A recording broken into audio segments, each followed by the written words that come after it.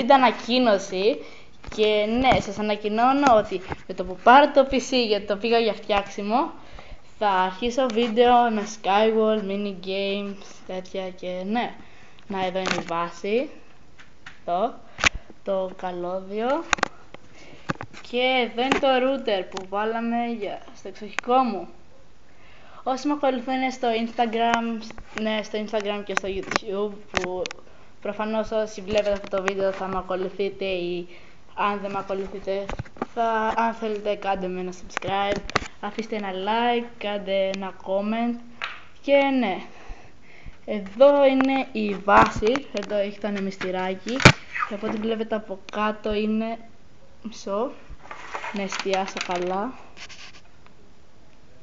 Είναι Modecom DC5V που είναι ανεμιστηράκι που γυρίζει με 500 περιστροφές, με 1000 περιστροφές το λεπτό. Είναι αρκετά γρήγορο και υπεθερμαίνεται όμως αρκετά εύκολα.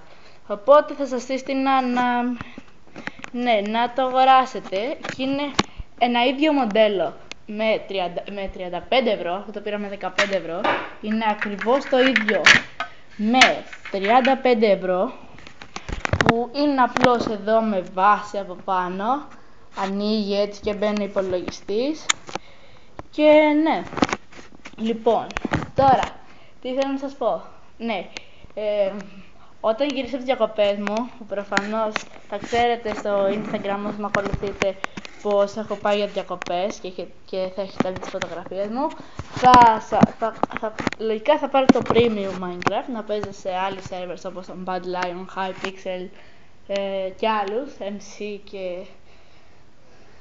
ναι, και με τους τρεις πρώτους servers που θα παίξουμε θα είναι οι εξής: Centrix PvP, Random Craft και Reborn Craft.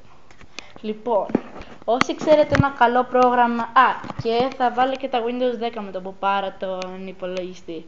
Όσοι έχετε τα Windows 10 σπίτι σας και αν σας αρέσουν, πείτε μου πως είναι να τα βάλω κι εγώ και πείτε μου μια καλή εφαρμογή, ας πούμε το Fraps ή ναι, το OBS, όμως το OBS δεν δουλεύει, οπότε θα τραβάω με Fraps όταν μάθω πως δουλεύει και πάρω τον υπολογιστή. Και ναι, αυτό ήθελα να σας πω. Άμα θέλετε, κάντε like, κάντε subscribe για να βλέπετε και τα βίντεο με Skywars και όλα αυτά. Στην περιγραφή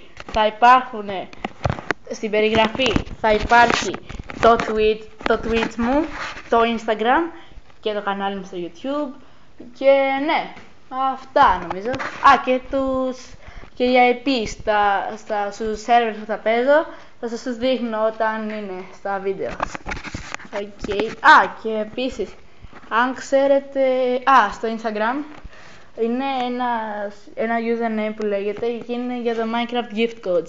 Θα δοκιμάσω από εκεί να πάρω το Premium και αν δεν δουλέψει, αν έχετε πάθει και εσείς το ίδιο και ακολουθάτε το Minecraft Gift Codes στο Instagram, πείτε μου αν σας έλεγε αλήθεια ή ψέματα και αν έγινε αυτό. Οπότε, τα λέμε την επόμενη φορά. Γεια σας!